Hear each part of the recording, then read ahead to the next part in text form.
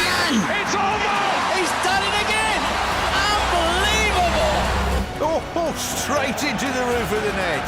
Nice one. Straight down the middle. So a good performance from both teams here today. Hi, I'm Rupha Ramani and welcome to the new year. Wishing you a happy 2024 and you're watching First Sports. Let's get started.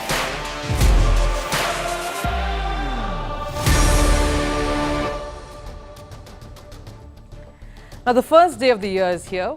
In fact, we promise you some very spicy stories on January 1st itself. Rafael Nadal is making a comeback. How will that pan out and what and who are his biggest challenges in a year that looks to be very, very difficult? Speaking of comebacks, the NFL or the National Football League was making a bit of a comeback thanks to Taylor Swift. You heard me right, but not without its fair share of blame games. Stick around to know more about that, and we tell you who are the sports persons you need to be watching out for in the year 2024. Who will make it big this year? But first, let's look at all the headlines from around the world in Sports 360. Australia women beat India by 3 runs in a nail-biter of an ODI match on the weekend. 50s from Phoebe Litchfield and Elise Perry helped Australia put up a target of 258 runs. Richa Ghosh led the fight for India but was dismissed just shy of a century at 96. She was the lone warrior. Australia have now taken an unassailable lead in the 3-match ODI series. The third one is to be played tomorrow. Australian opener David Warner has announced his retirement from one-day international cricket. Warner says that his final 50-over match was the World Cup against India, which Australia won. Later this month, the 37-year-old will also retire from Test cricket. However, Warner says he will continue to play T20 cricket for Australia and has kept his options open for the Champions Trophy in 2025. In football, Fulham beat Arsenal 2-1 in last night's Premier League match. Bukayo Saka scored in the 5th minute to give Arsenal an early lead. Then Fulham equalised in the 29th on a goal from Raul Jimenez. In the second half, Bobby Cordova-Reid scored the winning goal for Fulham. Portuguese forward Cristiano Ronaldo became the highest goal scorer for 2023. Ronaldo scored 54 goals for his club Al Nassr and for Portugal. He was trailed by England forward Harry Kane and French striker Kylian Mbappe, who both ended up on 52 goals. And in basketball, the Detroit Pistons beat the Toronto Raptors last night. A win finally then. The final score of the closely fought match was 129 to 127. The Pistons have now avoided setting a new record for the longest losing streak in NBA history. This season, the Pistons had lost 28 matches in a row, equaling the previous worst. Yes, it's the new year. Everyone is planning how they will do things differently. It's natural to have the mindset of new year, new me, as long as it lasts. Well, it's not just you. There's also new year, new Nadal. That's right, Rafael Nadal will be back on the court tomorrow. He will face a stiff challenge in Dominic Thiem in the first round at the Brisbane International ATP tournament. And it is a match that everyone has been waiting for. It's been almost a year since Nadal took to the courts. The Spaniard last played in the Australian Open in 2023. A major injury ruled him out for the year. Nadal has now recovered. Last week he was seen practicing before his return, but Rafa's journey hasn't been easy at all. He has lost out more to injuries than his opponents in his entire career. In his almost 22-year-long career, Nadal has been injured at least 12 times. He has always pushed through ligament tears and injuries, and over the years, the toll of these injuries has only compounded. As the 37-year-old makes his return, the pain from the injuries would definitely be running through in the back of his mind. Nadal is aware about the challenges his body will face on the court, but Nadal is a fighter. All these years, he has played through pain. He has mastered the approach of taking it one day at a time, then week by week, and of course, month on end. Nadal gave his body almost a year to recover before he was convinced that he's ready and fit to play. He's not thinking about winning at the moment. For him, a return to the court is a win in itself. I am feeling good. I can't complain. I feel much better today than what I expected 1 month ago. So for me, it's impossible to think about winning tournaments today. But what's really possible is to think to enjoy the comeback to the course. No, I don't expect much, honestly. The only thing that I expect is be able to go on court, to feel myself competitive and to give my best, and then it's going to be a tough process at the beginning. At the end, it's 1 year without being on the tennis courts, and it's not that I have been practicing in a very good intensity for the last 6 months. No, I just have been practicing for the last month in a very good intensity. Nadal is trying his best to stretch out another year. The amount of injuries that he's had to suffer would have mentally defeated most players. But this is Rafael Nadal. He's carried on, but he knows that his time on the court is limited. Know if my body will allow me to be competitive. I mean, not in a way to win the most important events, but the way that makes me happy, you know, feel myself competitive to go on court and to feel that I can compete against anyone. No, doesn't matter at the end of the day if I win or not. But if I have that feelings, you never know what's my approach, because at the end I went through a lot to be back on a tennis court. So it's not an easy decision, but I know inside myself that it's a high percentage that's going to be my last one. Well, it surely looks like this is the last time that Nadal will play in Australia, and his road at the Australian Open is going to be rocky. Brisbane International is, of course, just a warm-up, but his real test lies at the first Grand Slam of the year, exactly where he left his tennis 1 year ago, where Nadal will face higher-seeded opponents, most of them far younger than him. There's Davis Cup winner Yannick Sinner, then Nadal's compatriot Carlos Alcaraz, who's built as pretty much his the one who will continue in his place. He'll look to build on the recent exhibition win over Novak Djokovic. And of course, there will be Rafa's rival Novak himself on the courts. Djokovic has not slowed down even a bit. He looks in peak form and outperformed all of the younger talent last year. Nadal is going to be up against all of these players who are charging for the top spot. These are players who are energetic, feisty, and a reminder of how Rafael Nadal himself used to be when he first burst onto the scene decades ago. Nadal is aware of that. He realizes that his biggest challenge, though, is the battle with his body. It is the man who sits on the throne that he once occupied, and many other contenders to it, who will be a massive challenge that Rafa Nadal has to overcome. And this has concerned Rafa's camp. His coach, Carlos Moya, says that going from training to competitions are totally different. There's definitely a sense of nervousness regarding Nadal's return. I want to take you back briefly to his earlier days when he first came on and encountered the monster called Roger Federer. That Swiss legend was practically unbeatable back then, and Rafa found a way to beat him. He brought different strategies, working on creating that extra topspin to cramp Federer's single-handed backhand, and went that extra mile to beat him consistently. And then, of course, came Novak Djokovic, who had a very similar playing style to that of Nadal when he started. And somehow Rafael Nadal found a way around him too, by adding that extra dimension of net play to his game. He's always adapted to the changing times to continue being on top of the game, continue being on top of the sport, something that Novak Djokovic is now doing right and with superb execution. But this time it's different for Rafa.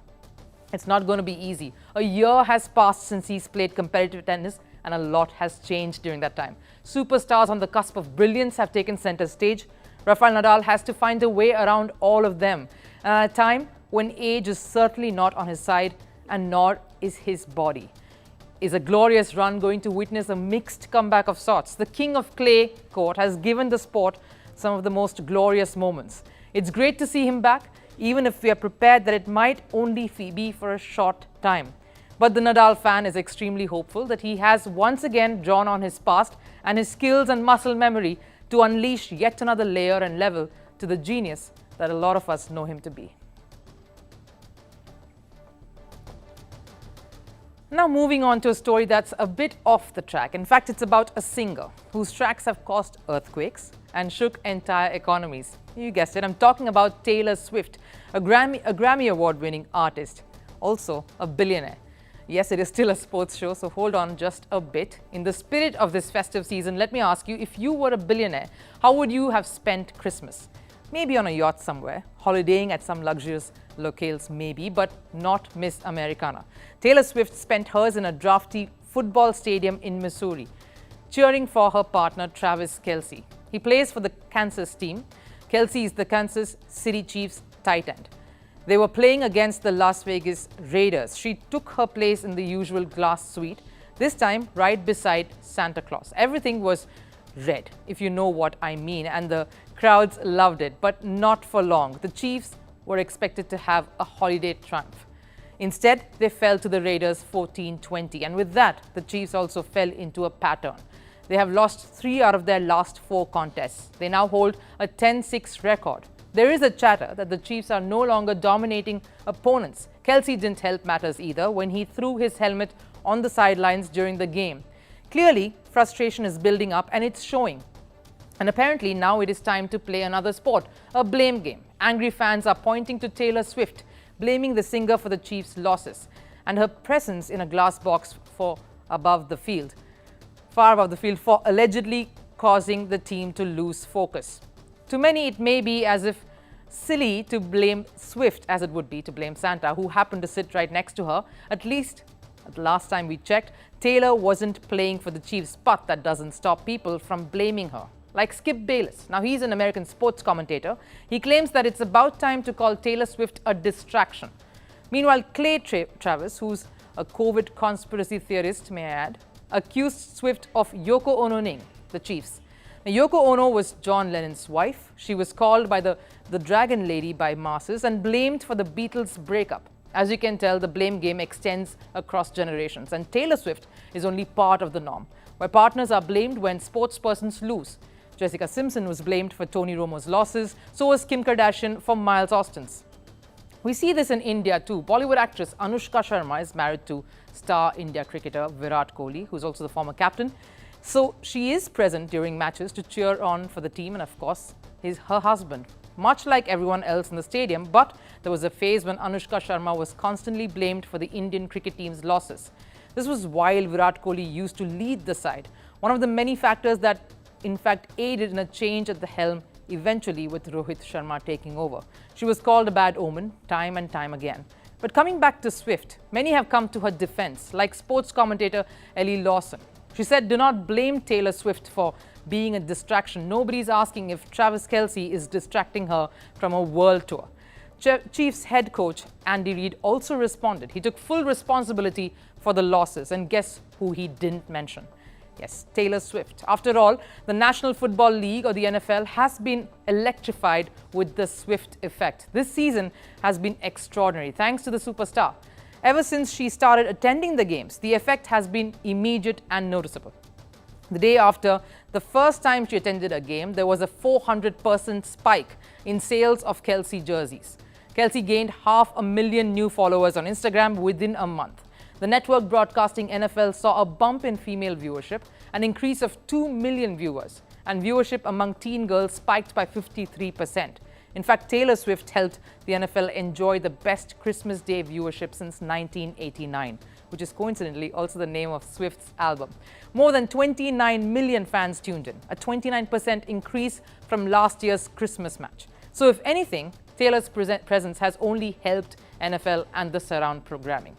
Blaming the partner instead of appreciating their contributions is convenient, but it is rarely the reason for a loss, and it doesn't just reflect poorly on the partner, but also sends a dangerous message that a professional sports person is unable to handle their personal and professional life, that they are incapable of compartmentalizing, which couldn't be farther from reality, because even those who aren't sports fans know that sports persons are superhuman multitaskers. They brave the odds on a regular basis and face both highs and lows, irrespective of their romantic lives. So my point is simple. If you think Taylor Swift is the anti-hero behind the Chiefs' losses, you need to calm down. Pardon the pun.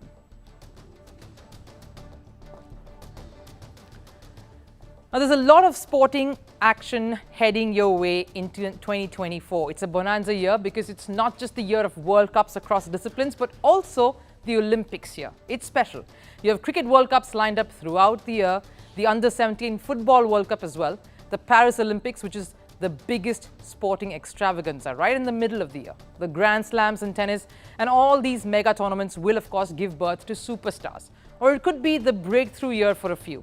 who are already showing some promise, and for some others, the year to finally take off. So who is poised to shine and make this a special year for them and us, the lovers of sport? We have you covered. Here is whom you definitely need to keep your eyes out for. With cricket being a massive sport every year, let's start with our pick on the two cricketers who could make this year theirs. In men's cricket, we pick Shubman Gill to make this year his very own. He had a relatively quiet 2023, but with the captaincy of an IPL franchise now on his young shoulders and the promise of big things to come, this classy opener could own this year and make a stunning impact to India's fortunes. For the women, our pick is England's Nat Skyver. The all-rounder has been a core contributor in her country's fortunes. She played a stellar role with both the bat and the ball with the Mumbai Indians at the Women's Premier League. She has battled mental health challenges and is looking to take on 2024. And with the World Cup year that it is, she'll be raring to go. Next up on our scanner is gymnast Simone Biles. After fighting with psychological issues that kept her away from gymnastics for 2 years, Simone made a comeback 6 months ago, and what a comeback it's been. The Paris 2024 Olympics will be the main mission for Simone to rout all the events there. Over to football, we have to feature Real Madrid's golden boy Jude Bellingham. He made his debut in the Birmingham City under-23 team as a 15-year-old. Bellingham went on to become the youngest to make his debut for the senior Birmingham City side, and his rise has been constant. He's made a super start to his Real Madrid stint by scoring 12 goals in his first 14 La Liga matches. He's also matched the legendary Cristiano Ronaldo in scoring 4 goals in his first 3 La Liga games. Moving on to tennis. Could this be the year of Jannik Sinner?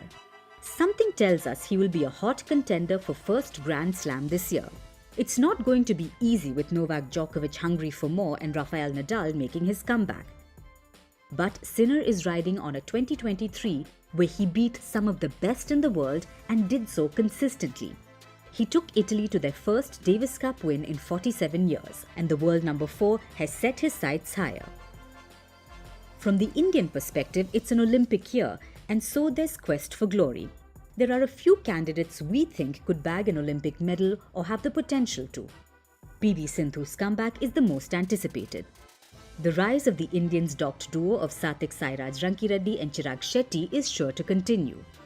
Boxer Lavlina Borghese had a relatively quiet year, but she will be raring to silence critics. And then there's Saurabh Chaudhary in shooting. That's a mix of outliers and promising talents, apart from the predictable gold diggers like Neeraj Chopra. This rounds up our list on the sporting superstars who could rewrite history and make their mark in 2024. The year's first Grand Slam, the Australian Open, is just 2 weeks away, and what better way to prepare for it than finding some downtime or trying your hand at another sport? World number 1 tennis player Iga Świątek put down her racket and picked up a surfboard instead. For our last serve today, here's Świątek and her compatriot Hubert Hurkacz out on the waters. Take a look.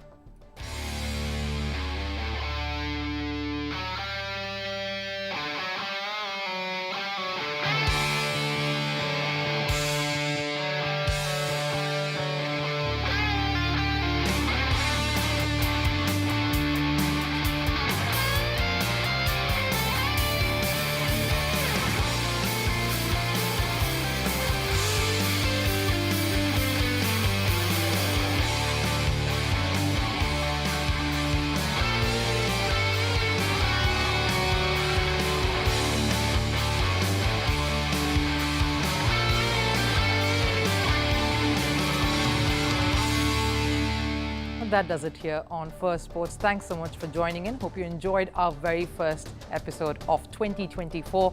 Stay on and we'll of course catch you again tomorrow at 7 p.m. Take care. Bye-bye.